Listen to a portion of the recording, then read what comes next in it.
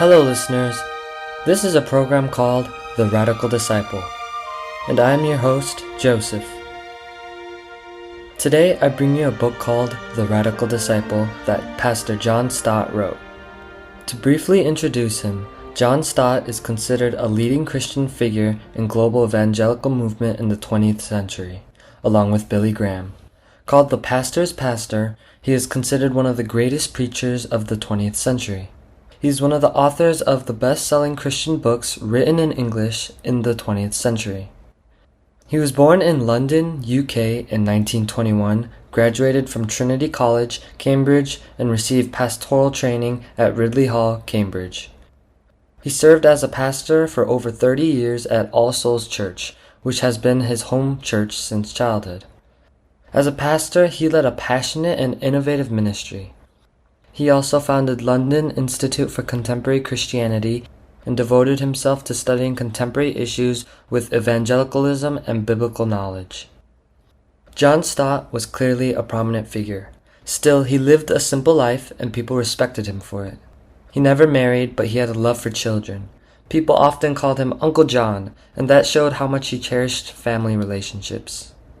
He had a great sense of humor and a compassion for the poor. He was genuinely Christian. The book we will be discussing from today is titled The Radical Disciple. Written at the age of 88, this was the last book John Stott wrote. After his lifelong faith journey and long career as a pastor and theologian, he left his last words for us in this book. While the Korean translation of this book uses discipleship as the title, Stott used The Radical Disciple for the title.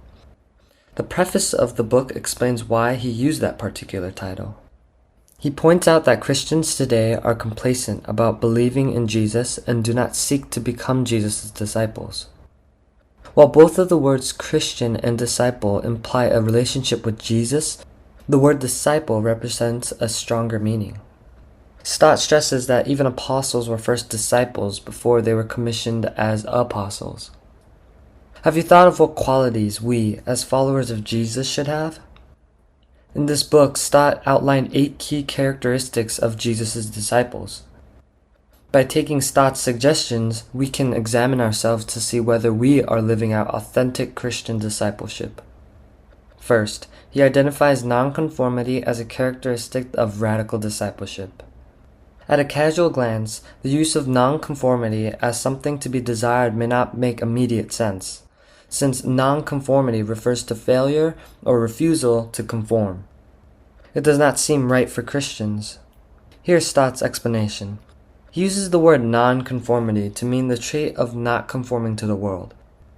Christians are the ones who are called out from the world, but still living in the world. Having to live in it, we cannot avoid engaging with the world. We, however, must live as witnesses of Jesus, not contaminated by the world. He emphasizes 2 things. 1. Christians should be in the world and not be isolated from the world to keep holiness. 2. While in the world, Christians should not conform to the world, neglecting holiness. This is important. In many cases, people tend to take one side. While some choose to isolate themselves in solitude to keep holiness, others choose to conform to the world and live in a way that is not distinguishable from the world. How about you? Are you living in the world with your identity as a holy person, or have you already conformed to the world? Today, there are people who claim to be Christians but follow their own thoughts and understandings of the Bible and overlook what the Bible actually says. They defend their actions by saying, "I don't agree with this passage in the Bible. How could we live by the Bible literally?" Or, "This is old, things have changed, this no longer applies." Stott argues that the modern world's influence has permeated through the church, and some Christians embrace its values. Such worldly values include pluralism, materialism, ethical relativism, and narcissism. Pluralism espouses multiple religious viewpoints and speaks against Christianity's exclusivity. Materialism places priority on material wealth with insatiable desire. Ethical relativism doubts the God's status as unchanging truth and God's word as still being unfit for modern culture. And lastly, narcissism endorses an excessive preoccupation with oneself and one's own desires. All of these are worldly values. In fact, they have infiltrated the church, and some believers influenced by these are distorting God's word. Some say that there must be other ways besides Jesus to reach God. They say salvation can be found in multiple religions. There are Christian leaders that say if we believe in God, we should obtain wealth, fame, and material success.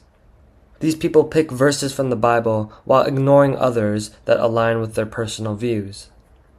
More believers in the church do not deny themselves, but rather love themselves so much that they view God as a means to personal gain and comfort.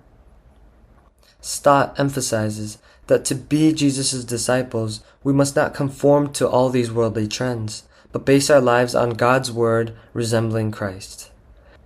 As Romans 12:2 says, we Christians should not be conformed to this world, but be transformed by the renewal of our mind, that by testing we may discern what is the will of God, what is good and acceptable and perfect.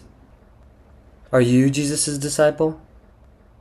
As we dive into this book, let us hope to become transformed into Jesus' disciples and into his likeness. Goodbye for now.